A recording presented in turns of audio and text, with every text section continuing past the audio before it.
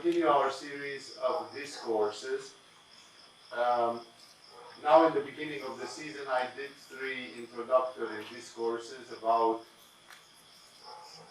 what is the spiritual aspiration and therefore what are the spirituality methods. Second, about what is tantric yoga, the field in which we are.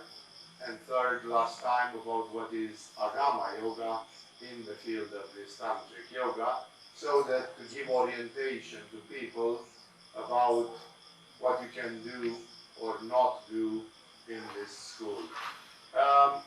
Those lectures may exist from previous years, already uploaded on the internet, on the YouTube channel or whatever it is. And therefore, if you are not here in January and you want to listen to those things, of course, go and listen. It's very good orientation for you, generally, in the field of spirituality. And today, once I finish those 3 lectures, I will continue with the lectures which I interrupted in the last season when we were doing a series of discourses about the Gospel of Luke. This is something which always puzzles people who haven't been in Agama for a while. This mixture between the words, actions and teachings of Jesus and yoga are always surprising people. There ought to be a satsang somewhere in the lore of Agama, which is called Jesus in the Eyes of Yoga, Jesus as seen by the yogis. Go and see that video because it will clarify. I cannot repeat every time for newcomers why, in my opinion, Jesus is very, very significant from the standpoint of modern yoga, from the standpoint of the yogis. Already in the 19th century and in the 20th century, most of the yogis of India embraced Jesus like one of their own, and they realized the value, they realized the connections which existed there. That has even pushed some people to create those traditions. Books, documentaries are out there which say that probably Jesus, in the 18 years of his biography which are not accounted for, probably he lived in India, and much of his teaching is connected to Indian teachings and all that stuff which comes together with it, which comes out of it. I'm not going to go there. This introduction I consider it made. For a reason or another, Jesus seems to be very, very, very much fitting with yoga, and that's why trying to understand what Jesus did, like how did he see things, how did he act, and also trying to understand his words, his parables, his actions, are very much backfiring on yoga.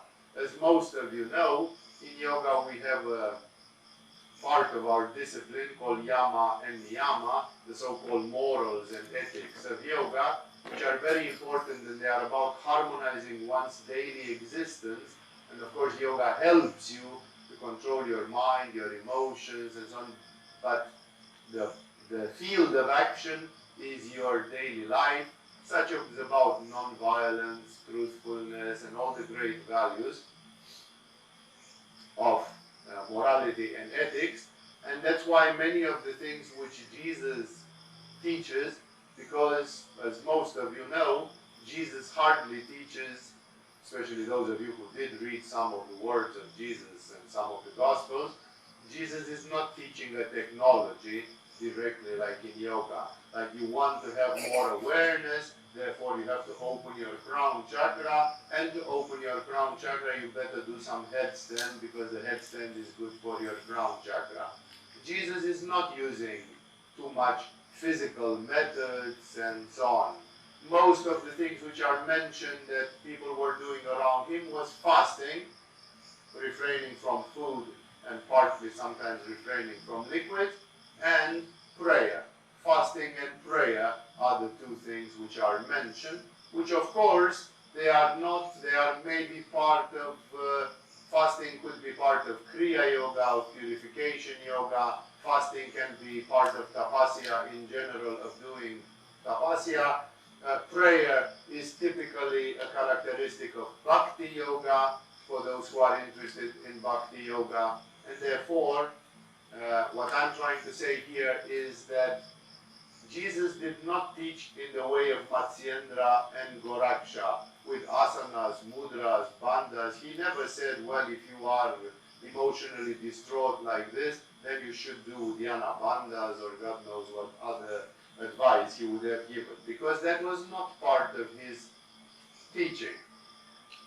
We know that Jesus did not even teach anything about the sexual part of Tantra. Jesus is coming from a tradition, and he teaches in a part of the world where there is no reference to any form of sacred sexuality or things like that, and that is why Jesus in general teaches brahmacharya under the form of celibacy. So of course there are very many peculiarities that we have to take into account when we translate what Jesus is teaching in his environment to the people who are in that background, and how that can cross-fertilize with yoga. Like, is there something which Jesus says or does which can make your yoga practice better tomorrow? That's why we do these satsangs about Jesus in this period of time. I did some Jesus lectures long time ago, more than 10 years ago, and about the first two Gospels, which were very appreciated. Like, people evaluated that listening to those satsangs, it gave them a lot of aspiration, because this is one of the real powers of the soul that Jesus exhibits. Jesus gives to people aspiration. I don't know if all of you know what aspiration is. It's coming in the day 23 of Agama. There is a lecture, a grand lecture called Ishvara Pranidhana, which talks about this aspiration, and it's a super important spiritual value, perhaps the most important spiritual value for people who want to go deep and find themselves and find the great truths of existence. And Jesus is really good at generating aspiration. He has such an attitude, he manifests in such a way that he like shines with aspiration, and people get always very moved and very inspired. Also, as some of you might know, Jesus is also very uncompromising. He is not politically correct. He doesn't try to please everybody. For example, when we analyze the activity of Paramahamsa Yogananda, Paramahamsa Yogananda was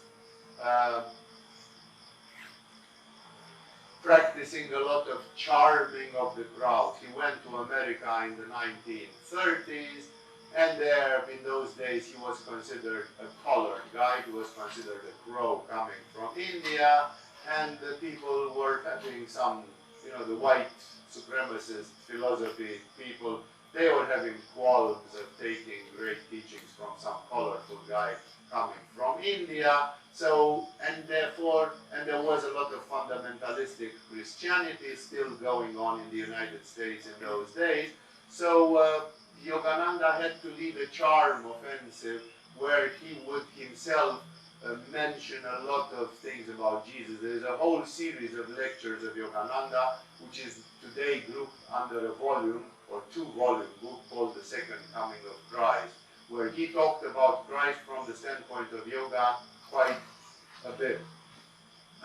He was not very much educated in esoteric traditions of Christianity, but he was trying always to interpret things from the standpoint of yoga. So in this way, we can see that Yogananda, for example, was on a charm tour because he was living in adverse environment and he had to do these things in a certain way.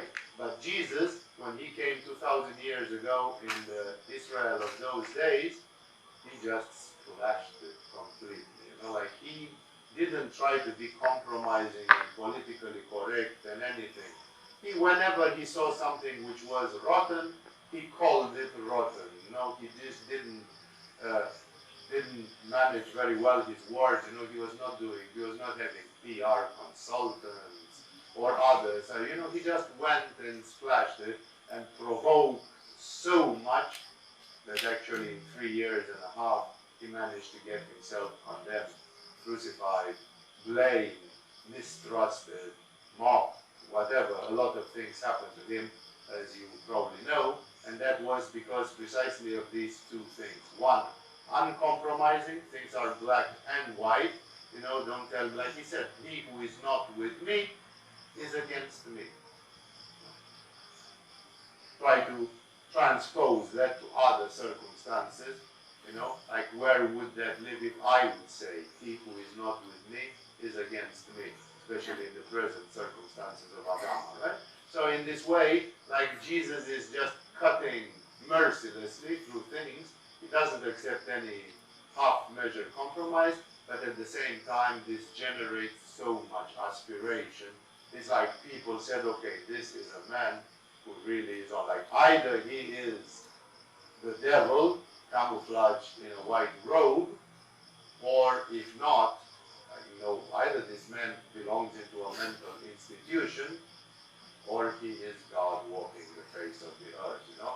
There is no way of splitting things with the behavior like that one of Jesus. So that's why, again, reading and getting some inspiration from the part of Jesus, as the great yogis have seen it. I'm not the first one who authentified Jesus in the light of yoga. It started with Ramakrishna in the 19th century, who prayed to almost all the religions and all the lineages and all the grand masters that he could know about, and he unequivocally confessed that the results which he got from praying to Jesus were the greatest results that he got in his spiritual practice. Which is like, why would Ramakrishna say that when he was not a Christian and he did not become a Christian or anything? So we know, I know, that bringing a bit of Jesus just for consideration, just thinking, you know, it's like I'm doing yoga, but also the words of Jesus are not disappearing because of that. And bringing that, it brings to people a lot of inspiration, and it arouses a lot of things in the hearts of people. So in 2018, I got to the point of finishing the first four chapters from the Gospel of Luke. I don't even know in advance how many chapters it has. So I finished the first four chapters, and I'm straight going into the fifth chapter. Of course, there were a lot of things. And our people tell me that we have those recordings of what has been said in the previous satsangs. Some of them might be uploaded, some of them might need some editing, and then they will be uploaded. And by the way of this, if any one of it, we're not talking about high-level editing, we're just talking about putting an introduction and an end to it. If any one of you is good with video editing, talk to Adinath and he will give you to edit some of these satsangs from 2018, which can be then uploaded so that many can benefit from those. So, straightforward, let's go into further stories and words and actions about what Jesus is supposed to have done in those days. One day, I'm starting the chapter number 5. One day, as Jesus was standing by the lake of Gennesaret with the people crowding around him and listening to the word of God, he saw at the water's edge 2 boats left there by the fishermen who were washing their nets. He got into one of the boats, the one belonging to Simon, and asked him to put out a little from shore. Then he sat down and taught the people from the boat. Quite original. The first thing which this gives to me is like Jesus was always crowded by people. Today I'm talking to you with a microphone, and then it's recorded on video and other people can watch it from their home. But imagine if I would sit here surrounded by 300 people and have no microphone and have a slightly sore throat as I do, and how would I shout to make myself heard by 300 people, not to mention 3,000 people or more. And therefore you can imagine that the conditions in those days were not always very good, and Jesus was always trying to kind of make a point, like talking and people would hear. Otherwise, I'm sure some of you have seen this parodic movie made by Monty Python 20 years ago, called The Life of Brian, where there is thousands of people listening to Jesus, and most of them don't hear a word of what he says, or they hear it in a mutilated way. So when Jesus says, "Blessed be the peacemakers," in the back they hear, "Blessed be the cheesemakers," and they like, so you can, I mean, that irony is welcome, because it actually points to the fact that what were the real conditions in those days. If you say that Jesus spoke to 5,000 people or something like that. So, original, you can see he's unconventional. He simply said, "Why don't I talk from a boat, which is like 10 meters away from the shore, so that people cannot crowd me and push me and so on, and I can have some space, and people will be in front of me, and then I can speak to them." That's quite creative, it's like we haven't heard about others who did it in the same way. So it gives us a little bit of a picture about Jesus looking always for solutions to make things work in his own way. And he taught from the boat, as I'm teaching from a dais, so you can all see me and I can see you. And when he had finished speaking, he said to Simon, "Put out into deep water and let down the nets for a catch." Simon answered, "Master, we worked hard all night and haven't caught anything. But because you say so, I will let down the nets." That's, first of all, a very good attitude from Simon. Simon, later called Peter, is the one who became the boss of the apostles. When Jesus died, the team of the apostles had a sort of unofficial chief, which was the man who had the biggest manipura, the biggest ajna, the biggest leadership, a sort of a person who maybe was number 8 on the Enneagram typology, a person who was a natural born leader. This person was Simon Peter, who was also one of the oldest of the apostles. He may have been in those days in his 40s already. He was older than Jesus himself. And Simon Peter, eventually, Jesus said, "I'll give you the keys to the kingdom of heaven," and all that, which creates all this mythology that Peter is at the gates of heaven, and if you enter in paradise, it's Peter who accepts you in, and all that. And remember, at this time, he had just met Jesus. He was a fisherman, illiterate. He was older than Jesus. You know what they say, that you cannot teach an old dog new tricks. It's very difficult to start spirituality in your 40s or in your 50s, when you are already in your midlife crisis, and you are already a bit cynical and tired, and your ojas has decreased to a certain extent, and so on, and then you are supposed to be like a 20-year-old puppy, or like a teenager starting spirituality, and having a lot of enthusiasm, and a lot of energy, and a lot of aspiration, and it's more difficult. So Peter was having a lot of internal conflict. We are told that in many ways, by many things which he said or did, that he loved Jesus, obviously, but it was difficult for him to change, to transform. He didn't have a spiritual 20 years before, like he was already honed in some way. Even when Jesus got arrested and tried, Peter is typically the one who said, "I don't know that man, I was not with him," so he was a coward directly. No, so this shows that now you cannot expect that Peter, because today there is a Saint Peter Basilica in the middle of Rome in Vatican, automatically Peter was a super spiritual person during those years before the crucifixion of Jesus and before his enlightenment and before his transformation, therefore.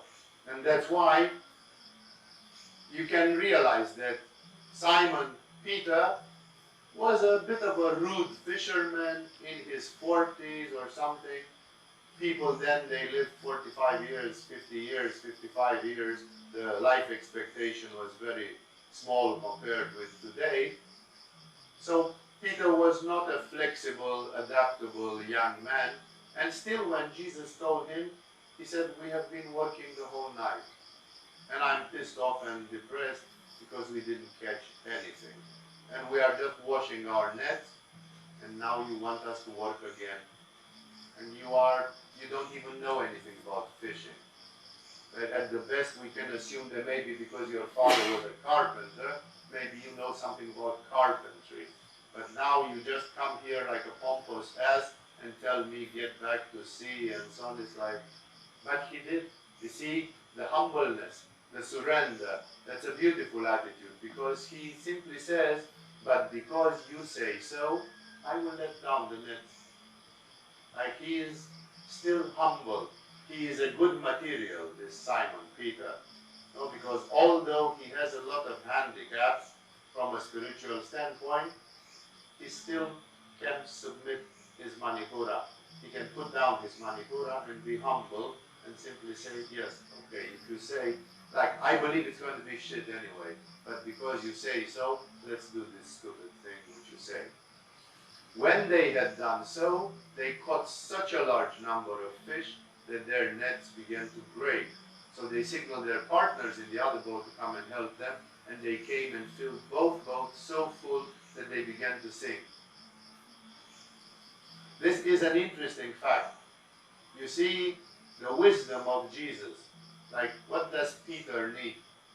Okay, Peter, 20 years later, he went to Rome, and when the Roman soldiers wanted to crucify him, because he died by crucifixion as well, he became so humble that he said, I cannot die the same death of Jesus. I've seen Jesus dying of crucifixion, and now you want to crucify me. It's like too much of an honor. And you know, the Roman soldiers obliged, and being a bunch of brutal idiots, they crucified him upside down to make the crucifixion more painful, more horrible. You know? Like, so what did Peter need 20 years later? To die more horribly than Jesus, you know? He wanted to sacrifice himself to a level which is inconceivable, because he was a coward at the time of Jesus, and this now he wanted to go in hyperdrive for this. So he got really motivated and awakened spiritually. But at this time, what did he need? He was still not into the game. He was a fisherman who met with a wonder maker. He met with a man who was supposed to be a prophet, some rabbi, some sort of great teacher and so on. And he had a family, he had children, and he needed fish, he needed money, he needed, you know, he was a hard worker. And you see, Jesus has this kind of things. I remember I had a friend who was very much into Chinese Taoism, and he was going and meeting some Taoist teachers, and he said, if when I meet with them they talk to me about spirituality and God, first thing, I don't trust them.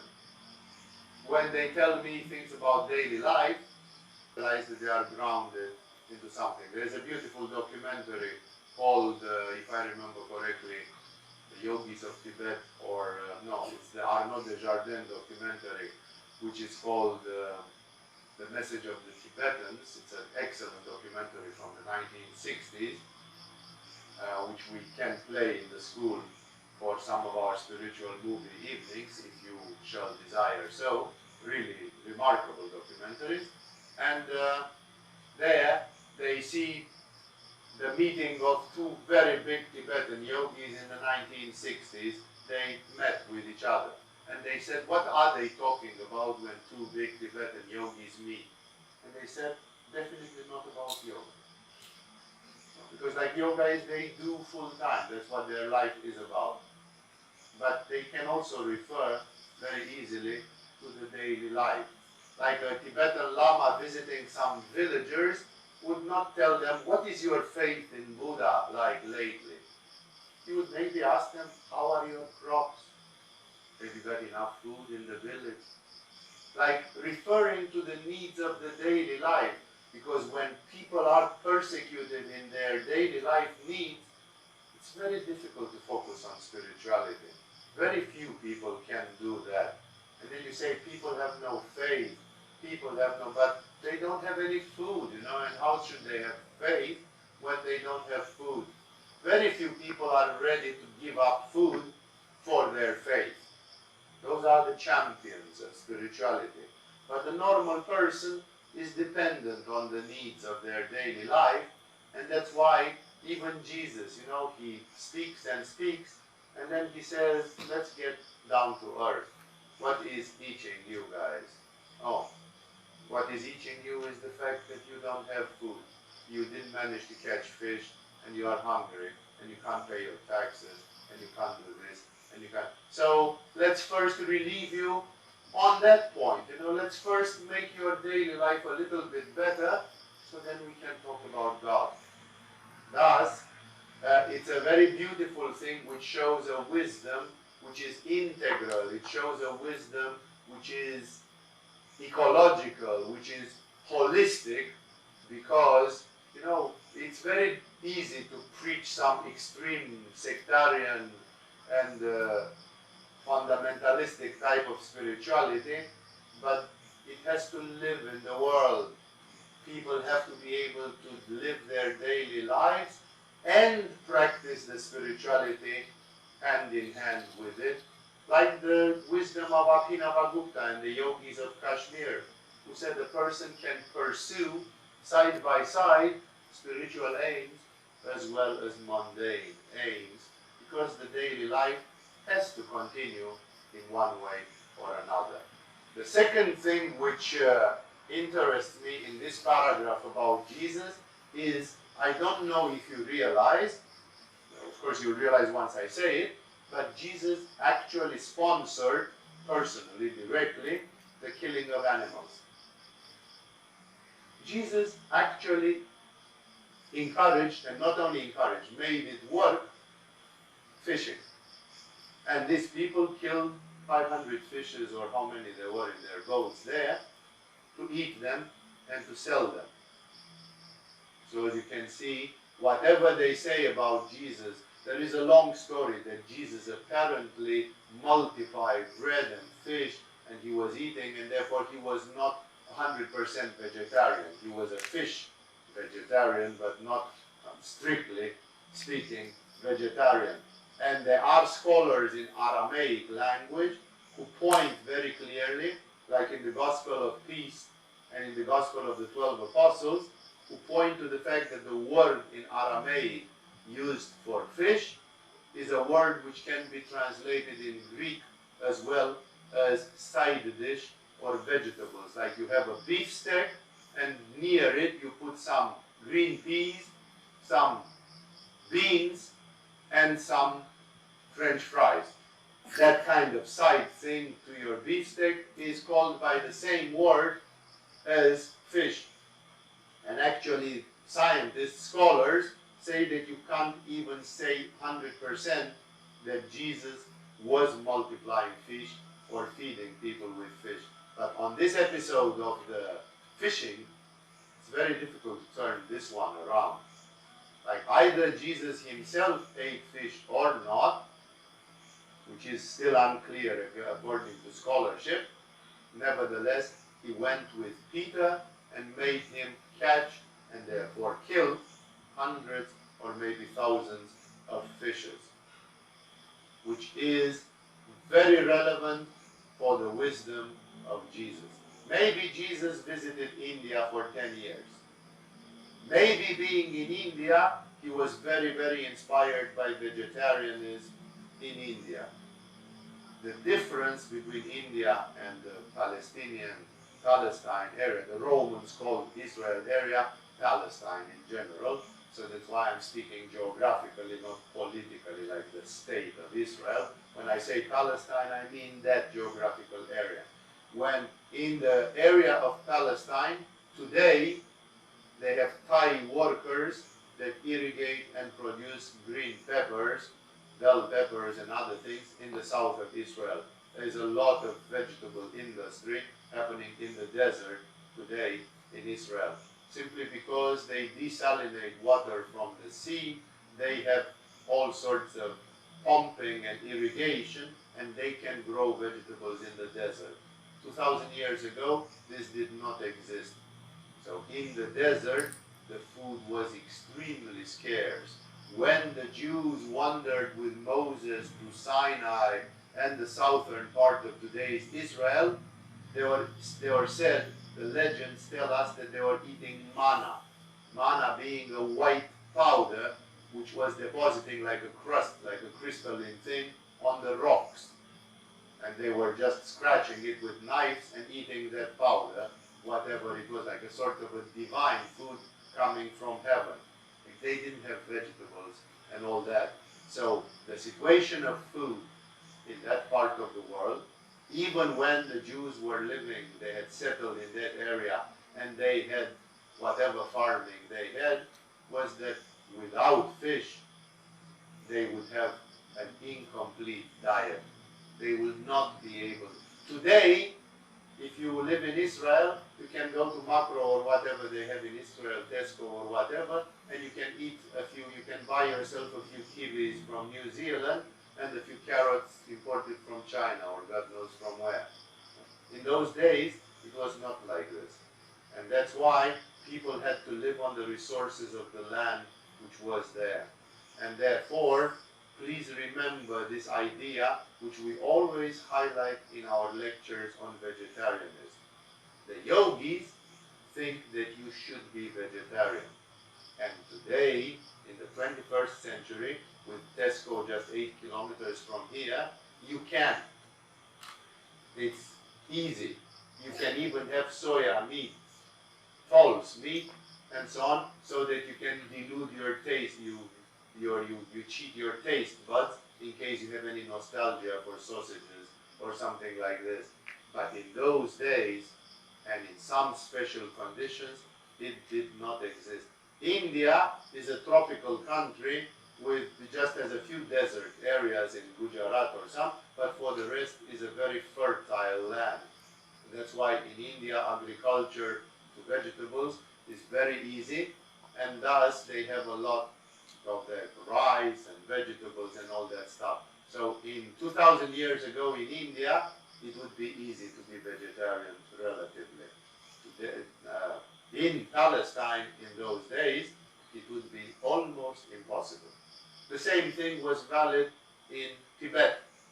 In the 12th century Tibet, the great lamas and yogis, they were fighting hard to convince the local population to give up eating meat, because meat was very much an alternative in Tibet. And there are actually many examples of great lamas and yogis, Milarepa himself included, who at one time or another confessed about eating some meat, because there was nothing else. There was nothing else. So I could insist, but I'm sure you are smart and you can do your own research, and therefore remember that Jesus himself, who represents the divine consciousness in this story, is agreeing to the fact that nature and all the food chains on this planet, they are here to serve you, to serve us. So if your life depends on eating fish or something like this, it's okay. The divine nature knows that you are supposed to be the top of the pyramid. And because you are the top of the pyramid, everything belongs to you. In many religions it is highlighted that man is the master of the earth. Only God is above the human being. The human being has been given the planet Earth as a garden, and everything in this garden belongs to you, including animals that you might have to eat. That's why in Chinese Taoism and others, they don't care so much about this, and there are many religions in which a little bit of meat eating, fish eating and something is okay. It's just that the yogis say that if you can live without killing, because you are killing indirectly if you pay for the meat, you are still killing. If you can live without killing, it would be preferable that you do so. Like, don't abuse. Just because you can pay some money and have animals killed in your name, don't do it if it's possible. Don't do it just because you like it. Oh, I cannot live with a little bit of pork.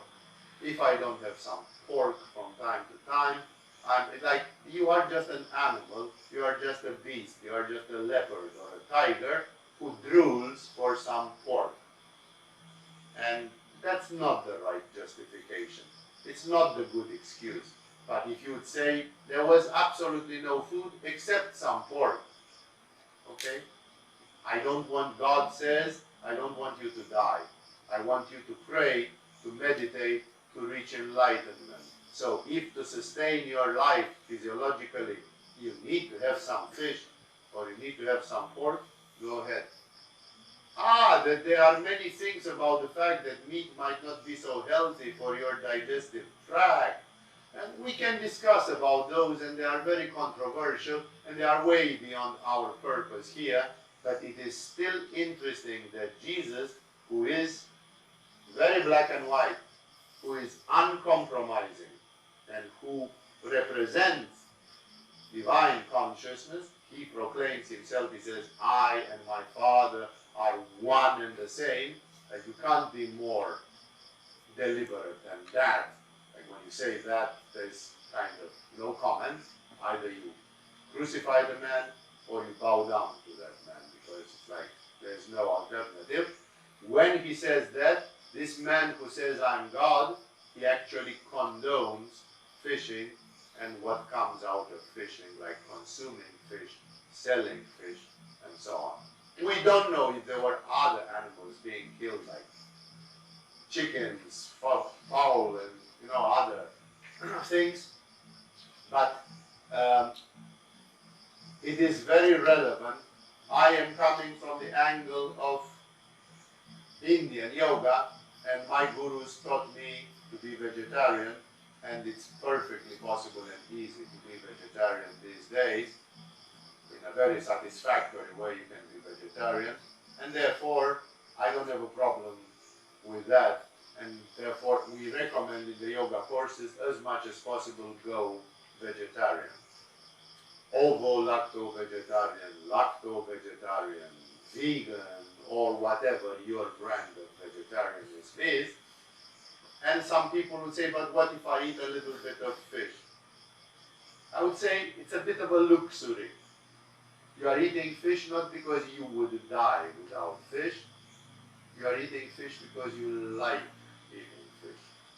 There's a huge difference between having to eat fish or die, or just doing it with a smile on your face, like, ha ha ha, may the fish die, so I can have some fun Saturday evening, It's a thing of morality, and it's a thing of what you decide to do about your lives. But we can see that in one of the adverse geographical areas of the earth, like in Tibet, some lamas, as I said, Jesus is not apparently preaching 100% vegetarianism. It's not part of the Jewish culture. Maybe it was in India, but in that culture it was not. And Jesus is not making a fuss about that. So it's an interesting point there. And so they fished so much that also, how did he do it? You realize that if Jesus says, I'm God, and maybe that sounds a little bit awkward for those of you who look at it in a Christian way, but try to think, for those of you who ever studied this in Agama or somewhere in this world, try to think about the angle of Kashmiri Shaivism. That everything, everybody, every object, every animal, and every being is Shiva and is endowed secretly somewhere with the Shiva consciousness. So Shiva is the Lord of the universe. Shiva is me and you. Shiva is the fishes in the fishes and in the animals. everything is Shiva. So if I eat fish, then Shiva eats Shiva in the universe of Shiva, where everything is Shiva. So even in a monistic way, it doesn't make such a big difference when people are vegetarian. They are for other reasons, which we highlight in our lecture on vegetarianism, like not accumulating too much animal frequencies in their aura, detox in some manners and so on. But we can see here this liberal, universal, holistic approach in which it actually, from the standpoint of Jesus, it doesn't matter so much. That's not the thing which matters for Jesus. And he says, go ahead, your diet here is made of fish. Without fish you wouldn't have enough proteins or whatever you wouldn't have. And therefore, eat your fish and listen to the word of God.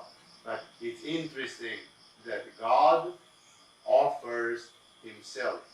Like Jesus says, the whole nature, try to realize, Jesus says the whole nature on the planet Earth, let's not go on other planets and in other galaxies, let's stay just on planet Earth. The whole nature on planet Earth is me, Jesus, and it belongs to me.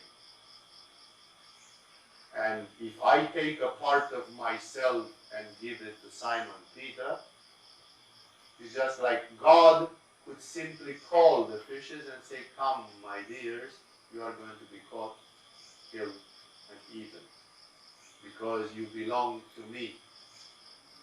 In a similar way, people who did some sacrifices which involved animal life, they gave a blessing. In India, they had Ashvamedha, sacrifice of a horse done only by kings, and they blessed the soul of the horse that was sacrificed, so that in its next incarnation, it will get a higher incarnation, maybe even as a human being, just because its body was used for a ritual to satisfy to some needs, some political and social needs of the king.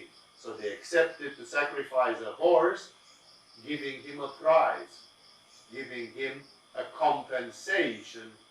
You would eat a fish, and like Jesus, you would say, I know that some of my children, fishes, will die today for Peter and his brothers, but may the fishes be blessed. Don't worry, I'm going to compensate abundantly for these fishes. But that's the problem, is can you master over life and death? Can you give a compensation? I remember my first spiritual teacher. He was old and I saw him using a fly swat. And I was at the point where my non-violence, I just heard about non-violence, and I was fanatic. I was like, practicing non-violence in extreme ways. And then I saw one of my teachers swatting a fly.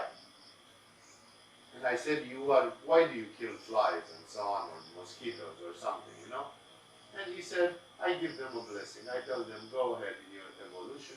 You left your body as a fly. May your best incarnate. Like there was a spiritual thought to it. If that thought is hypocrisy and lie or not, you don't know. But in the case of Jesus, almost everybody knows that there was probably no hypocrisy and lie, because Jesus was not the kind of person that would live in a life of hypocrisy and lies. And as such, remember that this is a beautiful episode in which God gives himself. Jesus is the Lord of the birds and of the fishes. There is an episode where Jesus stops a storm and says, oh! And the storm stops in that minute, in that second, Like Jesus is the Lord of nature, is the Lord of everything. And of course he calls some of the fishes and says, sorry, today you have to die, because Peter, who is higher than you on the scale of evolution, Peter has a need.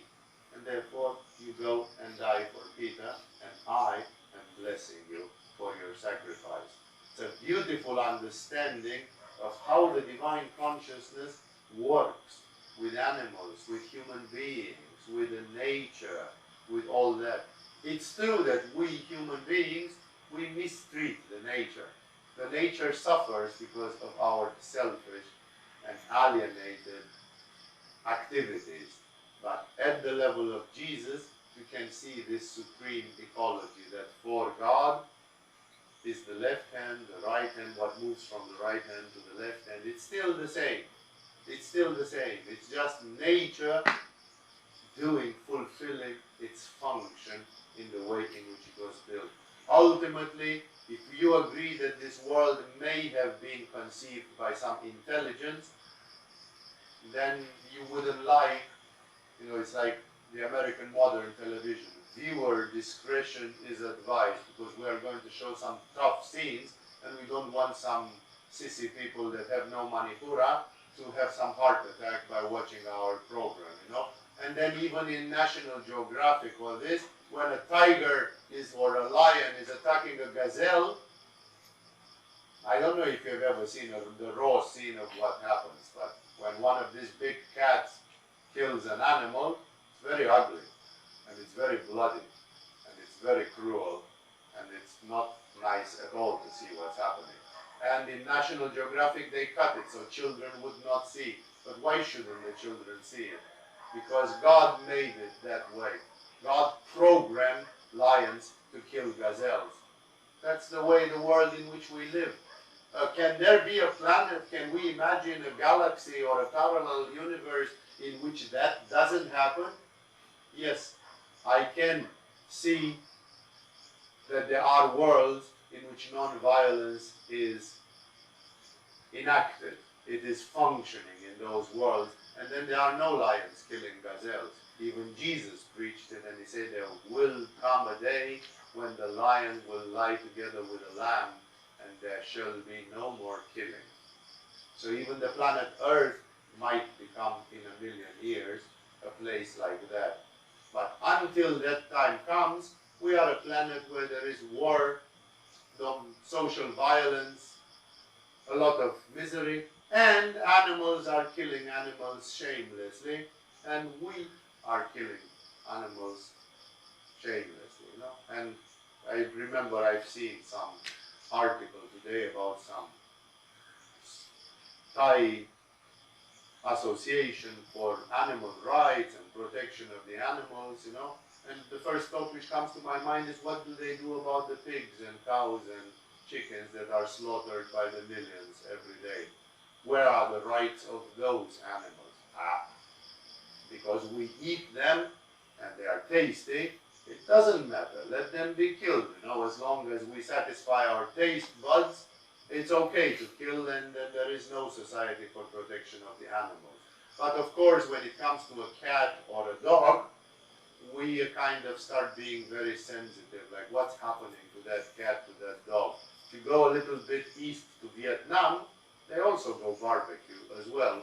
Nobody cares about eating cats and dogs in Vietnam or in parts of China or other places. So that's why I say it's so very relative, and there is so much hypocrisy, and there is so much lack of a universal view, an Ajna Chakra view, like Buddha's view on compassion, on universal love, on these things.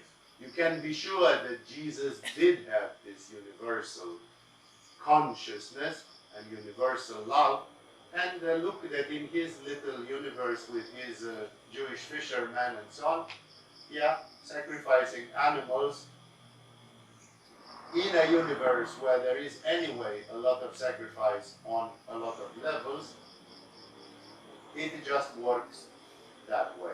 So it's beautiful that Jesus here performed a sort of a miracle coming from the heart. He, as God, asked the part of God to feed the other part of God. Like fishes, this is your day where you die, you sacrifice today for Peter and his people. And it was a double thing. It made Peter and those people happy. It gave food and they could pay the taxes. And it also gave credibility to Jesus as well. So it was like hitting two birds with the same stone, that he did something which was pragmatically relevant in this way. When Simon Peter saw this, he fell at Jesus' knees and said, "Go away from me, Lord, I am a sinful man."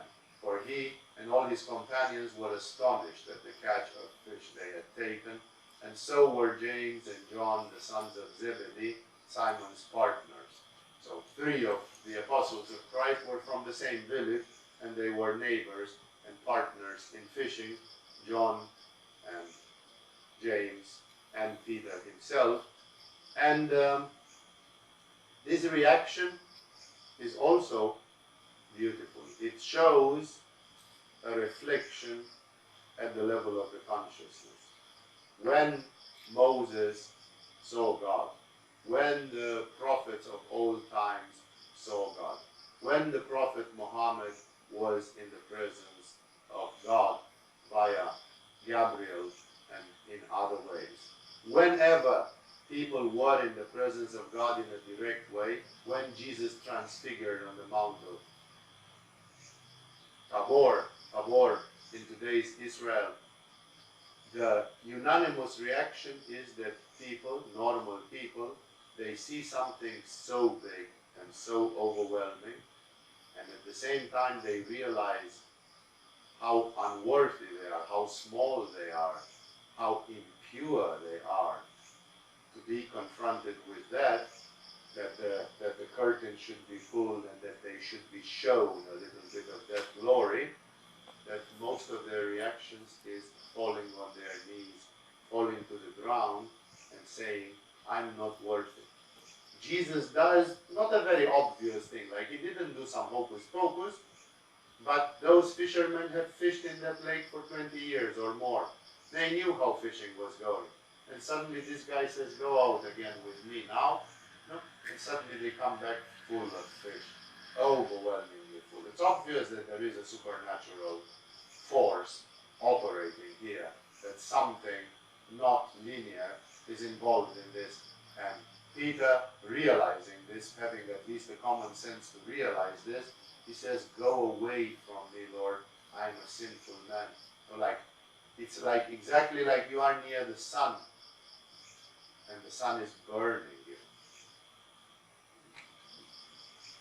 Peter says, "If I stay too close to you, it's like I'm getting my wings burned." It's like the myth of Icarus.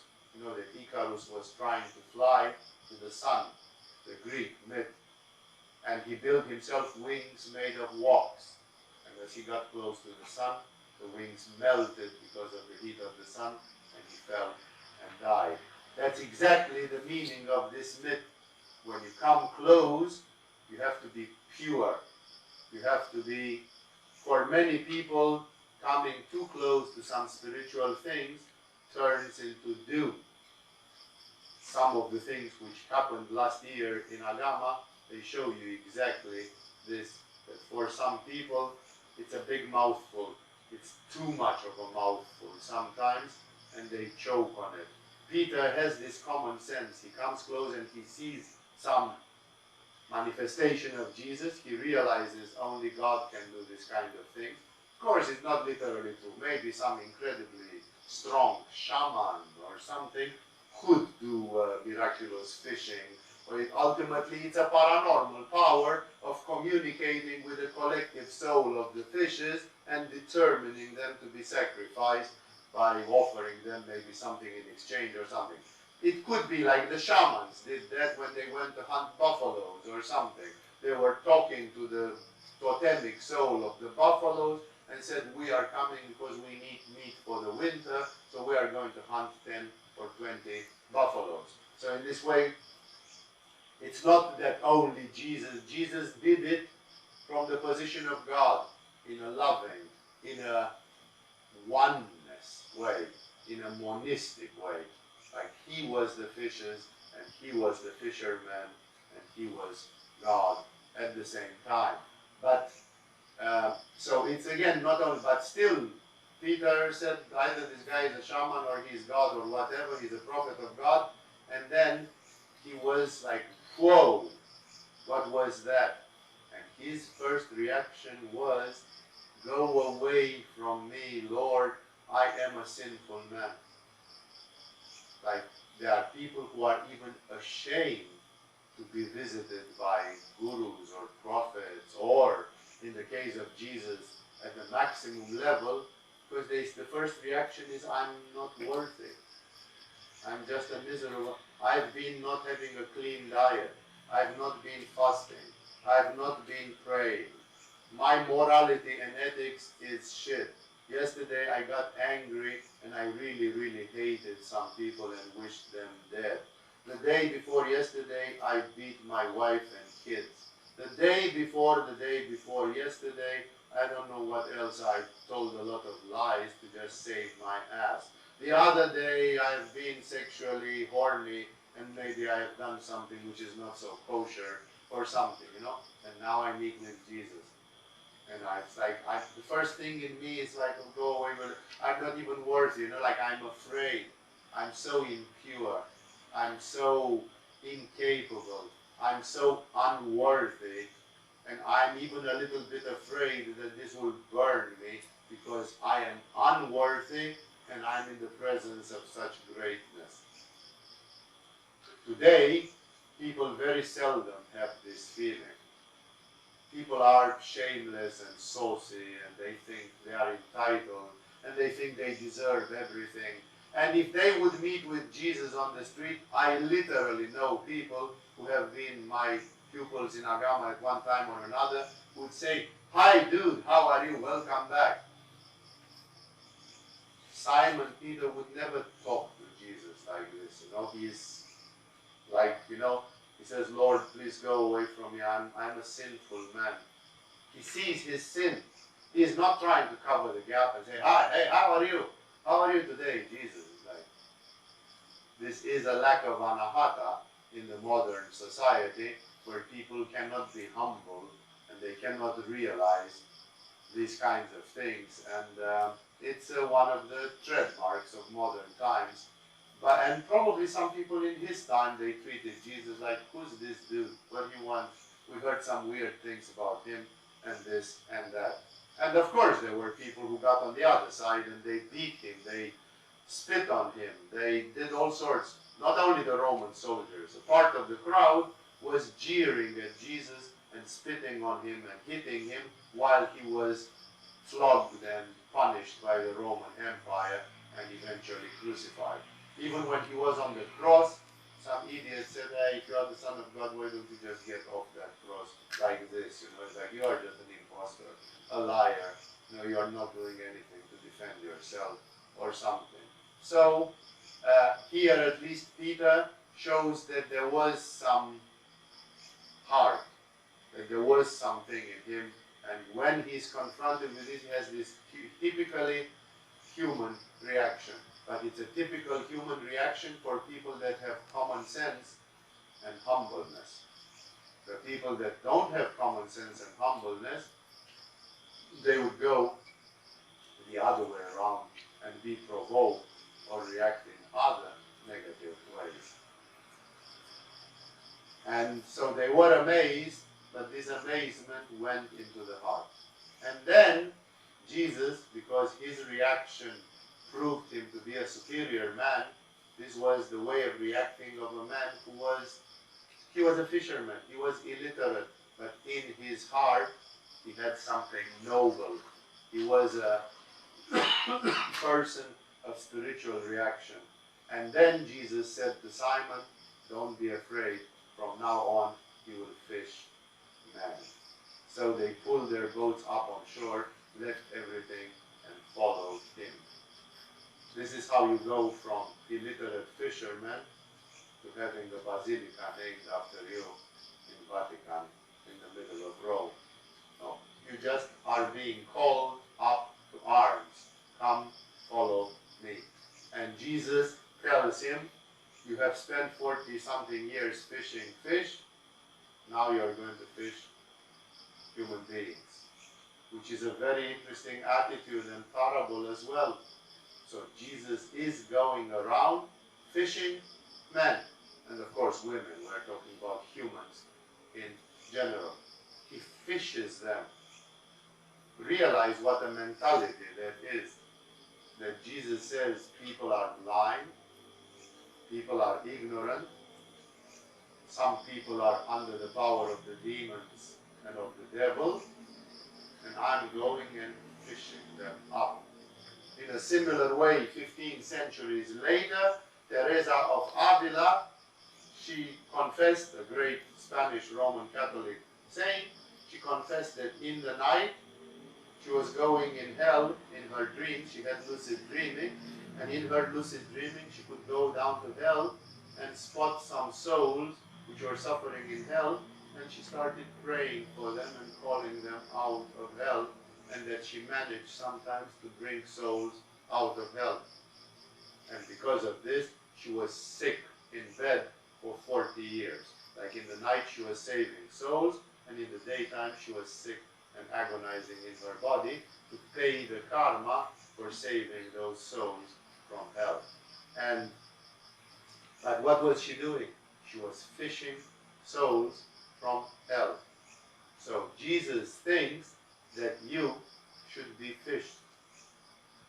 That if you are not already 100% on his side, which means on the side of God and spiritual evolution, then you have to be fished.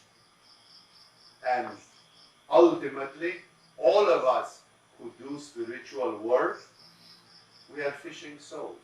Tonight, I'm fishing souls here in this hall. That's what I do.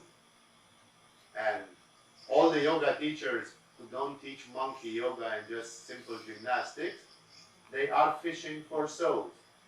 That's why we are not happy with monkey yoga. Because monkey yoga, nobody fishes any soul. People are just stretching your loins. You know? If that you think is the dharma of a yoga teacher, feel welcome to do so. But we who have read this also and took some lessons from it, we know that our real mission is to fish souls. But if necessary, we will help you to catch some fish so you feel good. Like for example, some of you come and you have a problem with your stomach and with your liver. And we teach you yoga for 6 months from Anadauti and whatever, and you feel much better. And then you feel grateful that yoga has saved your health, and you decide to go deeper to investigate your spiritual nature. So I, in a tricky way, have fished your soul. And sometimes I'm losing your soul. I think I've fished you, and then after 3 years, you just go and throw yourself into all sorts of stupid things. And it's like, okay, I thought I had fished this one for God. It didn't quite work. You know? But this is what we are into. You don't realize, because you are the object of this, and it might even sound slightly offensive that somebody has this kind of view on the world. And that's why here we are having a big war of who gets who. We are in the twilight zone, in the crossfire, and it's a battle between light and darkness. And the question is, who will get your soul in this life? The good guys or the bad guys? People don't think like this. Every time when I reveal this aspect of existence to people, people hate it. People dislike me for it. Many people hate the idea of God, like God being some cosmic consciousness that is alive, not the God is dead, of Nietzsche, not that dead God who is scratching his own ass and never moves a finger for you. A living presence. God who is with the 10 cosmic powers interacting with you and your life right now. And people are afraid of the idea of God. And in yoga we slowly manage to open people up to this. But people are even more afraid of the opposite, and they don't even want to think about it, that whenever you say that there are forces of light and angels, you automatically acknowledge that there are also, in parallel, forces of darkness and demons. And they are not sleeping. They are acting all the time, as the more perceptive of you could see it, even in recent events and so on. They try their best to do, and they try their best to confuse you and get your soul. It's not about me. Many people say, oh, Swamiji, aren't you egocentric? You say that if people are not liking you or Agama, they lost their soul. I've seen people going away from yoga gurus in my life, and they have gone to some other brand of spirituality, and when they have gone to that brand of spirituality, they doubled up their efforts. I knew people who were doing 4 or 5 hours of yoga per day. They didn't like their guru for some human reasons. They went away of yoga education, and then they jumped into a Christian monastery, and there they did 9 hours of prayer per day instead of 5 hours of yoga per day. And their diet became much more tough. The restrictions, the fasting, this. Then it's obvious that you are not manipulated by demons. So it's not about me.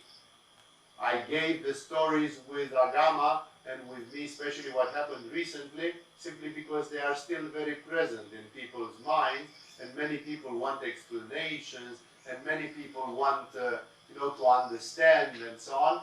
And then I'm telling you, even these are an example of spiritual tests and what happened to people. They don't come from me. And if I would see somebody who said, Agama is a dubious school, Swami is a dirty old man, an asshole, or whatever. And you know what, I cannot live in that doubt. So I was in Agama with all my heart and doing 3 hours of yoga and meditation every day.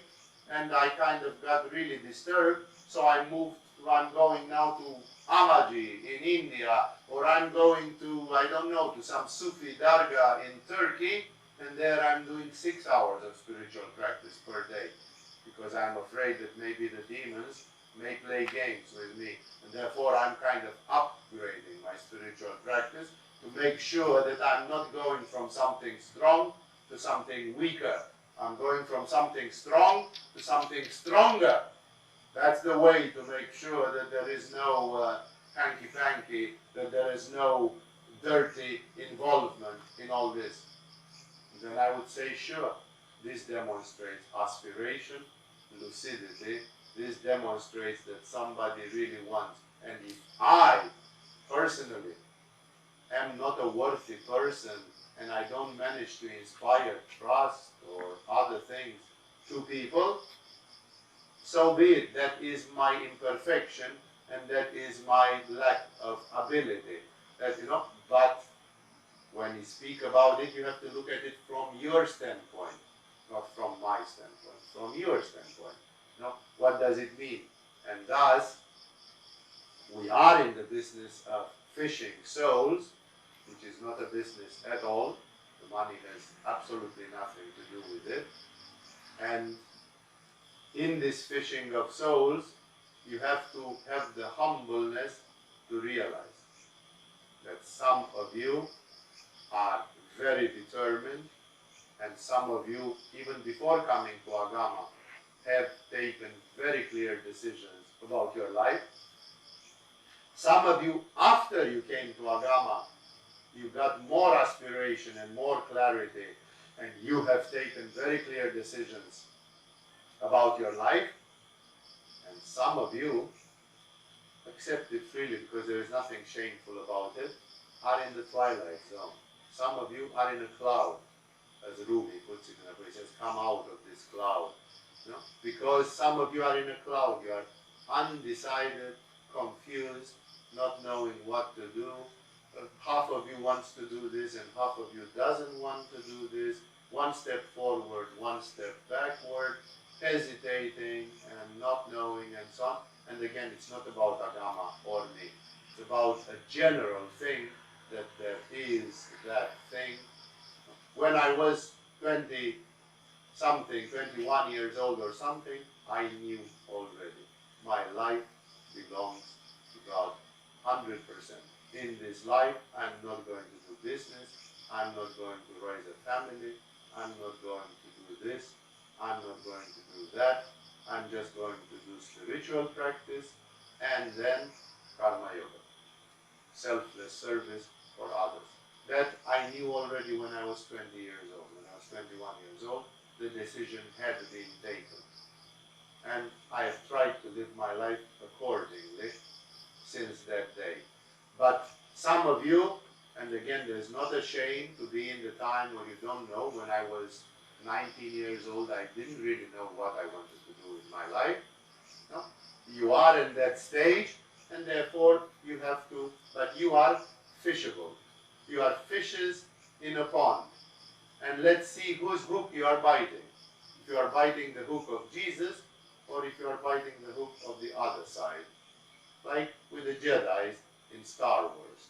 You go on the dark side of the Force, or you go on the light side of the Force. So in this way, this is a very important view, because from the standpoint of Jesus, and then the apostles got empowered in the same way, they became fishers of men, fishers of souls. At this point, Jesus is fishing them. And they will go through a hard time. And then they will get enlightened at the day of the Pentecost, 49 days after the crucifixion of Jesus. They will reach Samadhi and they will become enlightened beings. And from that day on, they will work for the benefit of humanity.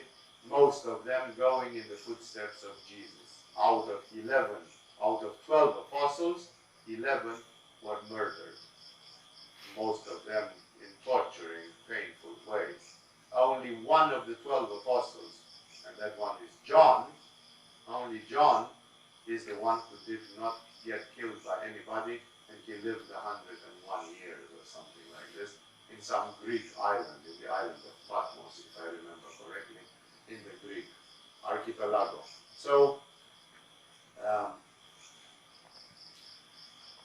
remember that from the standpoint of spiritual masters, from the standpoint of the Dalai Lama and of the 17th Karmapa, from the standpoint of Rumi, and from the standpoint of Ramakrishna, and from the standpoint of Teresa of Avila and Francis of Assisi, you are fishable. Your soul is subject to a contest, and you yourselves don't realize how important that contest is and how acute that contest is, and you live in a state of indifference. Especially today when Kali Yuga is so advanced and there is so much confusion of emotional type and others in the younger generations. In the United States, a quarter of the children that are born are presenting symptoms of autism, just to give an example of how fucked up the world is becoming. In this world, you look around and you see that people don't even ask themselves questions. What should I do with my life? Is there a God? Is there a darkness? Should I give myself to the light? Should I give myself to the darkness? People don't even ask those questions. They are like blindfolded and walking through a swamp carelessly, just not even taking into account such an important issue. How important this issue is, if your soul is fished by Shambhala or if your soul is fished by the devil. Temporarily, nothing is forever. But if it goes for 25,000 years, that's a pretty long time. If you make a detour in your evolution and you take the wrong decisions and you suffer. That's why, from a spiritual standpoint, these things are not politically correct. People like Peter, they have the right to look around and say, who I want to fish, who can I fish, who would be fished. And it's like, but aren't we all equal? No, that's an illusion of modern democracy. Maybe socially, it's okay to have social justice and social democracy, that all people are equal in a social way. Like if you go for trial or if you go to this, then everybody is equal in front of the law and all that kind of thing. But believe me, it's only arrogance and blindness if any one of you thinks that you are equal to Ramakrishna. because you are not. You are not equal to Yogananda. You are not, and Yogananda is fishing. Yogananda is the fisherman, and you are the souls that are being fished. Those that are saved, like Buddha, they have another status in this universe, in this thing, and their job is to transmit this enlightenment and to see, is any one of you wanting to get out of confusion? Is any one of you motivated enough to actually do something? Like, would you be agreeing to stop reading your Facebook non-stop and to do 2 hours of meditation every day? Would you actually be willing to make some sacrifices and focus a little bit? Stop being chaotic, stop being, you know? Then, those are the souls that would be fished by a Ramakrishna or by a Yogananda or by a Peter here. So, it's very important to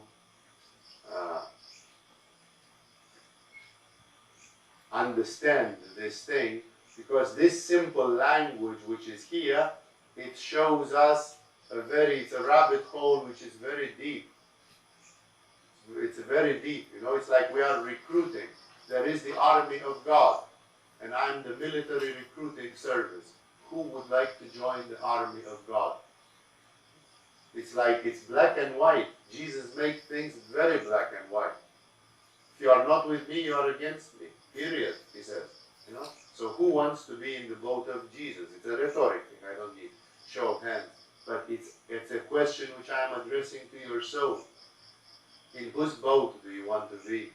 Which king do you want to serve? Why do you need to fish souls? Because the souls have to be fished. That's how the world is. People are in the twilight zone. People are undecisive, and I am trying to fish souls, and some forces of darkness try to stop me from fishing souls. When we had this trouble last year in Agama, the people were not interested that I, personally, because I'm a dirty old man and an asshole and whatever they think about me, that I should go away. Because I said, it's fine. You have a person of an immaculate reputation, like Maha, Ananda, and she can be the leader of the school, and I'll go away and write science fiction books or do something else. Just meditate in my place for many, many months and years. You know, it would make me the happiest thing in the world. But people wanted to destroy Maha, because the whole point was to stop Agama. Agama must stop teaching. Agama must stop teaching. You could hear the grinding of the teeth of the demons in this. This is where you could pull the curtain and see what the real stakes were. The real stakes were not, we don't like you, you are unworthy, we don't trust you. Let's have somebody else who is a wonderful person. No, the person was, you should all die. You should all disappear. You should all stop this thing. Because we are in a match. And now the ball is in my court tonight. You are here with me, and I'm working hard on fishing your souls. And then when you go to the full moon party and you smoke your marijuana, then the other side is fishing your soul. And when you go to a music concert of Metallica, the other side is fishing your soul. So we are playing ping pong like this, and you are the ping pong ball. Until you will make a firm stand and a firm decision. And your determination will be tested once, twice, 3 times, until one day you will receive a badge which says unshakable. This one cannot be turned anymore. This one will not turn coats anymore. This one is 100% in the boat where they are supposed to be. Remember, meditate on this, because you see in the yoga texts, we don't have information. The yogis didn't bother to speak about this, but Jesus does, even though obliquely and implicitly, he does. So, decide what your faith is. Remember, taking a decision which is wrong is better than taking no decision. Better. At least join some satanistic club and practice Satanism. You will burn bad in hell, and then you will never practice Satanism again when you have learned that lesson. But do something. The Norwegians had this proverb which says the real shipwreck is not the one who shipwrecked with a ship, but the one who never went on a travel. You don't go on a ship because you are afraid you might shipwreck. Then you just wasted your life. You live an empty life. Take a decision. Make a leap. Try your strength. Do something really strong. Live a life for an idea. Take an idea and say, this is the idea which governs my life. Like, I want to live a life for non-violence, for truthfulness, for Jesus, for God, for whatever. Choose something which is spiritual, preferably. You can choose the dark side as well. I hope you will not, but some people do. Some people do. And when your ego is being provoked, you might get so angry. Remember, there was a king who tried to kill Buddha. Like, I understand that they tried to kill Jesus, because Jesus was such a provoker. Jesus was such a non-com. But Buddha, who is an intellectual, a metaphysician, Buddha, what is it? He says life is full of pain. Here are the noble truths, the four truths. There is pain in life, and when you look at old people, sick people, dead people, you see that there is life pain, and that this pain, nobody really avoids it. And then there is a way out of pain. And then these are the four noble truths. Who can be opposed to Buddha? Well, there were several people hated Buddha. There was a king who tried to murder him 2 or 3 times. To murder him. To murder Buddha. But Buddha was just going around and saying people are full of superstitions and this and that, and people should live a good life, and it doesn't matter what you believe in, it matters what you do, create a good karma, and all that common sense and beautiful, noble, pure things. And the people wanted to kill Buddha. Why? Because of this. There is a war going out there, and even Buddha is fighting this war in his own way. And that, although he doesn't maybe speak about it in the same way. And thus, things are very polarized in this way. And again, my advice is this: make choices even when you are afraid that it might be the wrong choice. It's better to make a wrong choice and then to fix it, rather than making no choice and living a life which is unfinished, living a life which is nothing. It's like, then you die, and then you say, I wasted another life. I didn't do anything in this one as well. In my previous life, I was a peasant in a French village in the 17th century. What did I do? I just raised goats and fucked up my life. All I did was just live an anonymous, inconsequential life in a village. I had 3 kids, and 2 of them died of the plague, and whatever, That's what I did. That's what I used my life for, And now, in the 21st century, I fucked up again. I just did, and I thought it was very important that I spend 5 hours on Facebook every day. In the end, when I die, it is Laleshvari or Bhatanarayana, I forgot, one of these great tantric poets of Kashmir, who say, in one of their poems, they say, venerate Shiva, venerate Shiva, venerate Shiva, and they say, oh, you of little knowledge, the rules of grammar will be of no importance when you die. And when you die, that's when the truth is being revealed, and it's too late to do something if you haven't done it before. So he says, some people, he makes fun, it's a very subtle sense of humor. He says the rules of grammar Like who cares about the rules of grammar when you die? You say, but all my life I have respected the rules of grammar scrupulously. Good, you still die and go to hell or go into some confused place anyway. The rules of grammar will not be important when you die. Venerate Shiva, which for him means God. Shiva is God. Venerate Shiva. That's the only thing which will save your ass, save your soul. Not just going around and saying, yeah, but I did that, I was very good at this or that. In the big picture, those things mean nothing.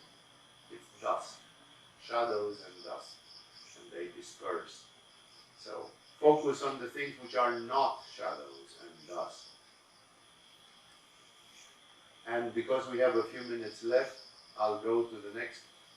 We are in paragraph in chapter 5, whichever way they number them in the Bible, and our story continues. He recruited Simon. He just recruited Simon in the army of God. Guess what? He had a good intuition. Simon Peter was a good soldier in the army of God. He betrayed Jesus when he was a little puppy, but later he died like a hero. He died like a supervira. He died like unimaginably, and today he is remembered. There's whole lineages of religion based on Peter. While Jesus was in one of the towns, he was going around in the villages there, a man came around who was covered with leprosy. When he saw Jesus, he fell with his face to the ground and begged him, Lord, if you are willing, you can make me clean. This again, this is a soul which has been fished implicitly. Because another one who has leprosy or whatever, he looks at Jesus passing by, surrounded by men and women who are pumped up, ecstatic almost, that they walk with their rabbi, that they walk with their master. And somebody would be cynical and envious. He would say, sure, you're just going around and not caring about people like me and so on. Fuck you all, I hate you. May you all have leprosy in 10 years, There are people who have the dark side attitude. Their soul is already in hell. What did it take to this man? I've seen so many people being in pain. In pain. Physical pain. Disease. Whatever. Emotional pain. And others. Most of the people that I see like this, when they are in pain, they become like wild animals. They want to hurt you. They become aggressive. They are talking nasty. If they would meet with Jesus, they would spit on Jesus and say, yeah, sure, you are healthy and of course it's good for you to talk, but let me see you in my shoes. Like people would have the wrong attitude.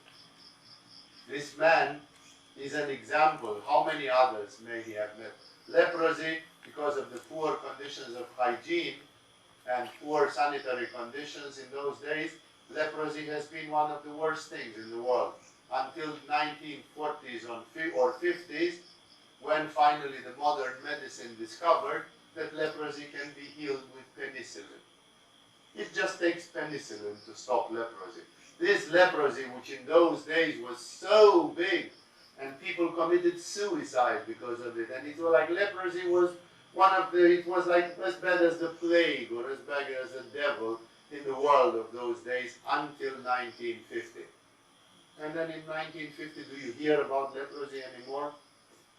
Very little here and there. You just take penicillin and it's 95% gone. And therefore, it's funny that humanity lived, this is how you see the ignorance. The fact that there is an ignorance and you pay karma.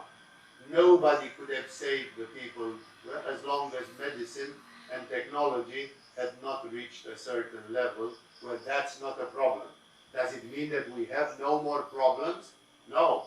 Humanity has probably an even worse karma than in the time of Jesus. but the problem has moved somewhere else.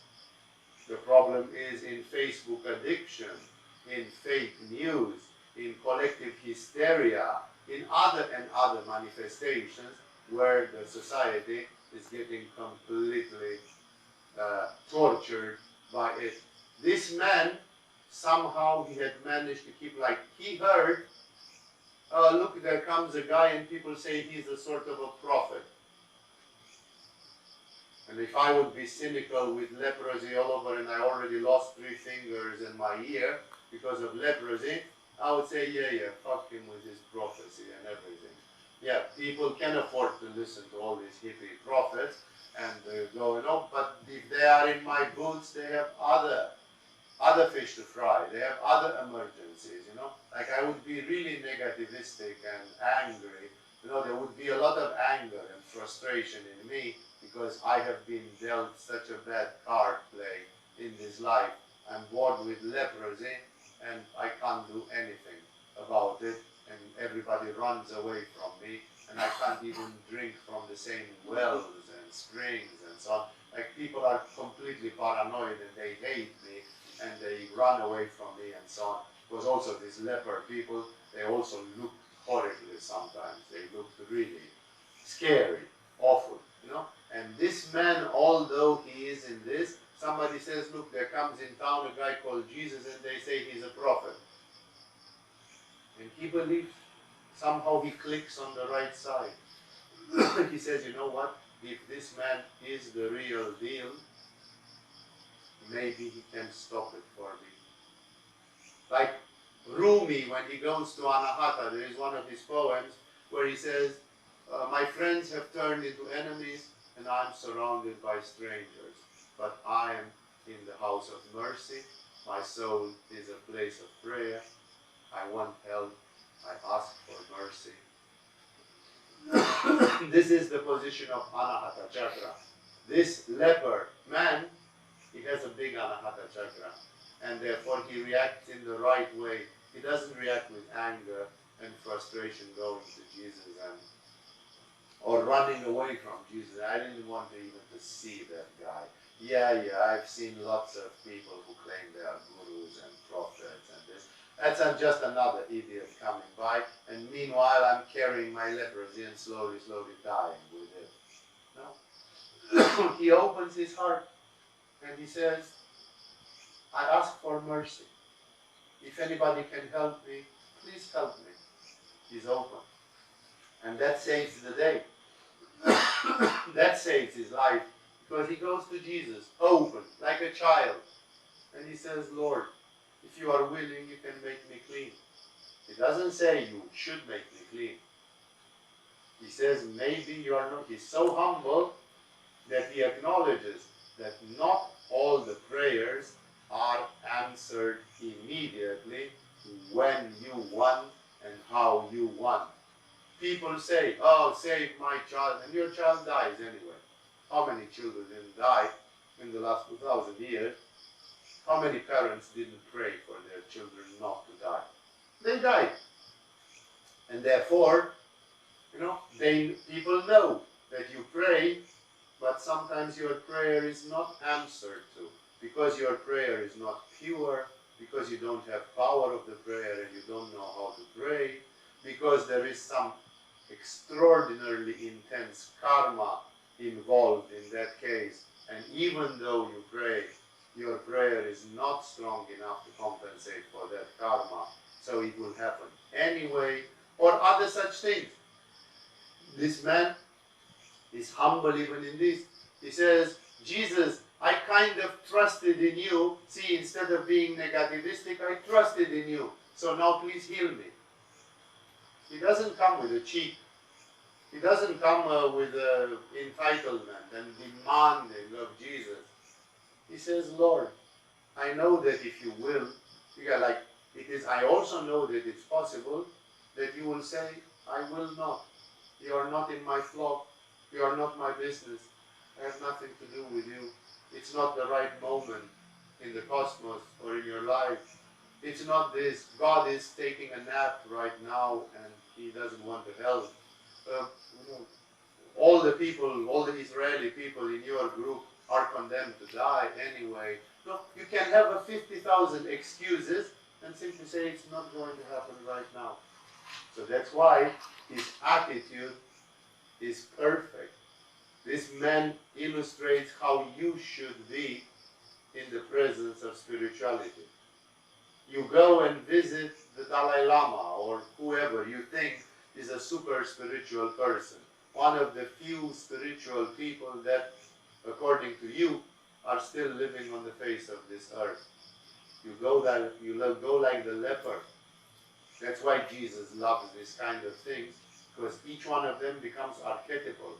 Each one of them becomes a role model. Each one of them becomes an example. Like, that's how you should approach Jesus.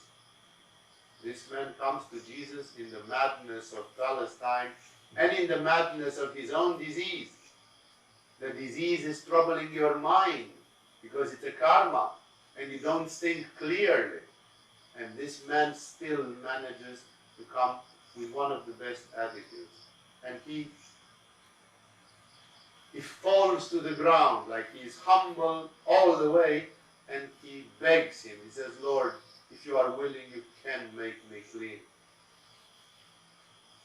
Like, it's leprosy, remember, it's not a joke. In those days, it was one of the horrors of the old world.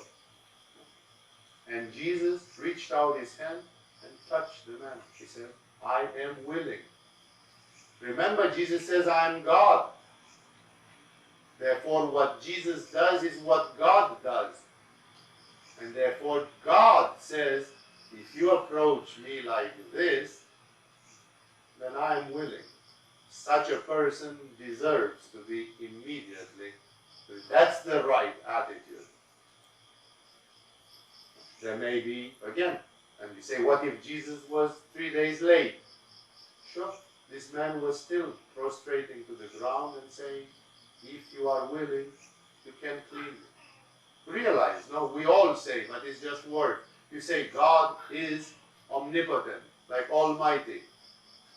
Any one of you has a problem, whatever, health problem, emotional problem, financial problem, whatever, and it has not been solved, but you can lie down on the ground and say, Lord, I know that if you are willing, you can solve my problem. So why hasn't it been solved until now? Because you are not addressing it properly. You are not asking with the right attitude. Maybe you feel entitled, like, God, you have to help me. No, God doesn't have to help you. It's just your ego which makes you feel so important. So this man was crushed. His ego had been so humiliated by this disease. In Ayurveda, the doctors say that leprosy goes from one life to the next. So maybe this guy had leprosy for 5 lifetimes in a row, and this was the last one. And then he finally meets with God in some village. And he says, you know, I'm so crushed, I don't ask for, I just ask for mercy. I know that you can, and I know that if you won't do it today, it's still okay. I cannot twist your arm in any way. But I know that if you want, so please, I'm asking. Maybe I'm asking 1,000,000 times until one day I ask the right way. It's about asking the right way, not asking in a wrong way. Like, let's see, can you take it from me? You are just challenging God. Your ego doesn't even have faith for it and says, let's see if you can just do it. That's not prayer. That's not humbleness. That does not address the divine nature in you and in the universe.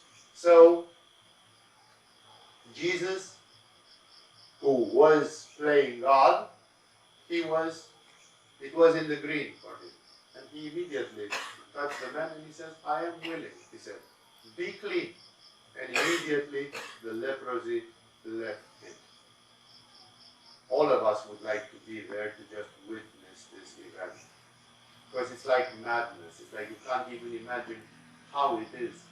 Leprosy has deep physiological causes and sometimes even causes related with DNA and other things.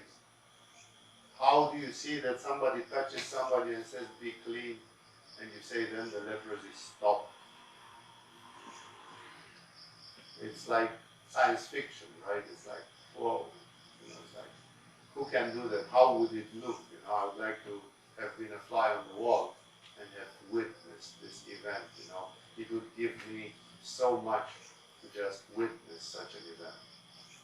And then Jesus ordered him, strong word, don't tell anyone, but go show yourself to the priest and offer the sacrifice that Moses commanded for your cleansing as a testimony to that.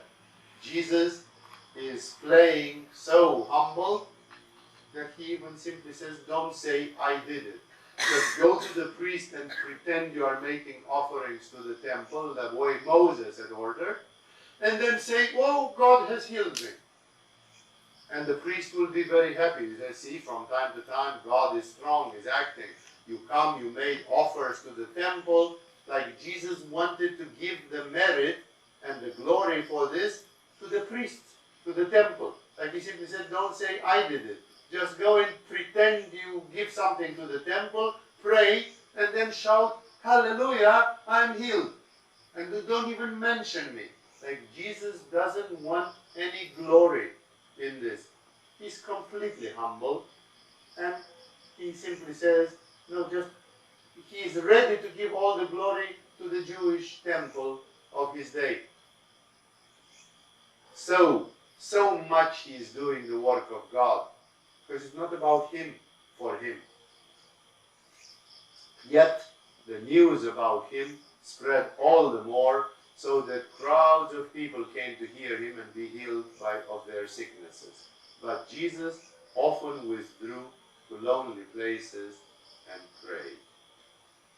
It was inevitable. This was the curse of Jesus, that his fame spread and spread. His fame spread so much that eventually he had a lot of enemies. So it's like, by parallelism again, I come back to Agama. When Agama was a small place, nobody manifested any hate against it because it was insignificant. When it went beyond a certain level, we have to endure a lot of flack and a lot of negativity for it, simply because we have a faith. And yes, many people got healed of a lot of things in this school without me going and touching them or something, because our methodology is not some Christian faith healing. Our methodology is called yoga, and yoga also performs amazing things, and people got a lot of benefits. So Jesus was trying to play low, anonymous, karma yoga, all glory be to God, I didn't do this, you know, it's like, just go and say God did it for you in the temple. And even then, it was inevitable, it was happening. And next week, when I will continue this speech, because I'm stopping right here, next week, I'm continuing from this little statement. It just tells a story about how a guy was healed of leprosy and what Jesus did, and he tried to be anonymous, and it didn't really work, and people came more and more, which became a burden and a curse, like in the end. And the author, Luke, he tells us a little thing which is like related, but it also opens another door. He says, but Jesus often withdrew to lonely places and prayed. This is something which everybody who has been in spirituality knows. The spiritual people often need to go alone and to do their thing, to have their space, to have their loneliness. Even in a school that teaches Tantra, you have partnership, you have relationships, and yet people prefer to very often to live separately if financially it's possible for them, so that each and every one of them can withdraw in their room and have their space. The spiritual people need to be alone often. They need their space. And they are not desperate. Like Jesus often withdrew to lonely places and prayed. Of course, if he was in lonely places, they don't know exactly what he did. He could have said, and Jesus often withdrew to lonely places and masturbated. We don't know really what he did, but that's what he told them he's doing. That's what they assumed he was doing. And of course, he was not masturbating. Of course, he was praying, meditating, doing things. Because even for Jesus, he needs to recharge his batteries. He cannot rub shoulders with everybody all the time, because then it's not quality time. It's like two people who spend too much time together, and then it's not quality time. There's a beautiful scene, just to conclude, in the historical heroic movie El Cid, where El Cid with his wife, they have sex probably 10 times in their life, and she lives in a monastery and he's on a battlefield for 20 years and so on. Like, they have a very heroic, very self-sacrificing relationship, after in the beginning it was so difficult for them to have a relationship. And when he's about to die, he tells to his wife a great truth. He says, you know, now looking back at our life, like, they have been together, I don't know, 20 days in 20 years. That's how much they have been together, really, physically. And he says, I don't think that we have got anything less than any other people who are lovers or married or this in this life. Because he's right. Those 20 days are the quality time which builds the soul. All the other days from the 20 years are the low quality time in which you do nothing. You just chit-chat, you just waste time, you just do a lot of stupid things, you take each other for granted. If the relationship deteriorates and falls apart, so the essence, the goal in it, is exactly that. It's not quantitative, it's qualitative. Jesus knows perfectly what this quality is, and we'll talk a little bit about this quality of learning to be alone, of learning to recharge your batteries spiritually. It's very, very important. Enough of this. These were a few ideas coming from this paragraph about actions and words of Jesus. And I'm happy that we're back on track with this. And in the coming weeks, if everything goes okay, we will continue with analyzing and revealing things from a yogic standpoint about what Jesus says and does. Thank you all for being patient tonight and listening to all these things. With this we have finished. And remember, satsangs are not with questions and answers. Satsang is a one-way discourse, which I'm doing once a week. If any one of you from such things, and of course from the rest of it, you get questions, remember that every Tuesday there are questions and answers. And on the calendar it says that it's done by an advanced teacher, but in fact, whenever I'm present in Kopangan and not sick or something, I do it myself. It's just written like this by the administration, because there were people who were threatening to come and disrupt our activities and throw rotten eggs or something at us in Agama. So for not producing a scandal, the outside calendar was neutral, like this, vague, like an advanced teacher does this Q&A. Until now, the last 2 weeks, I did it. And whenever I'm available, when I'm not in a workshop or something, I do it. And that's why there can be a continuation. If you think about these things, or again, other subjects which are there, remember, I also do answer questions. I'm not avoiding the questions, but not on Thursdays. On Thursdays, it's just a one-way thing from me to you. On Tuesdays, it can be ping-pong with Q&A. Again, let us stop for tonight.